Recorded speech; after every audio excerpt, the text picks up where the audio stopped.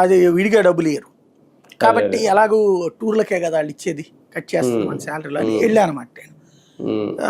వెళ్ళినప్పుడు అమృత్సర్ దేవాలయంలో మమ్మల్ని ఎవడో డిక్లరేషన్ అడగల.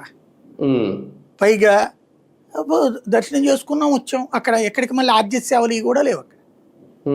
ఇంకోటి మనం అక్కడ ఉన్నది చక్కటి ఒక విధానం ఏంటి అంటే చెప్పులు మనం ఇక్కడ ఇప్పాక మనమే చేతితో తీసుకెళ్లి పైన పెడతాం అక్కడ. ఆ తర్వాత అది లోపల పడేయడానికి అట్ట పడేస్తూ ఉంటారు జాగ్రత్త. వాళ్ళకి కొంచెం చిరాగ్గా ఉంటుంది వాళ్ళకి చెప్పులు చేసాడు. అదే మీకు అక్కడ ఇలా చెప్పులు విడవగానే వాళ్ళు గబక్కన వచ్చి తీసుకెళ్తారు. తీసుకుని ఆ చెప్పుల మట్టి అంతా తుడిచి చల్లుకుంటారు వాళ్ళు నెత్తిన. అది ఆ గుడి దగ్గర ఉన్న ప్రత్యేకత. నాకు అసలు షాక్ అనమాట అది. చెప్పులకి వాళ్ళు అదేమంటే నేను అడిగాను ఏంటిది అంటేను మా మతాచారం ప్రకారం ఒక అతిథి మా ప్రార్థనా స్థలానికి వచ్చాడు, గౌరవిస్తున్నాం అంటే మనందరం అతిథులు వాళ్ళకి, వేరే మతస్థులు. ఇక్కడ మనం వేరే మతస్థులు హిందూ దేవుళ్ళని నమ్ముతాండ్రా నాయన అన్నా సరే నాకు రాయమంటున్నాం మనం. నువ్వు నమ్మకపోతే రాడు కదా అక్కడికి, అంతే కదా.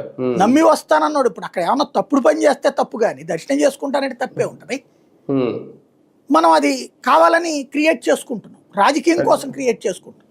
ఇప్పుడు వాళ్ళ మతంలో ఫీలింగ్, ఇప్పుడు క్రిస్టియన్ గుడికి వచ్చాడు అనుకోండి, వాళ్ళ మతంలో అది తప్పు. ప్రసాదం తింటే వాళ్ళ మతంలో అది తప్పు. నువ్వు వెళ్ళి హిందూ మత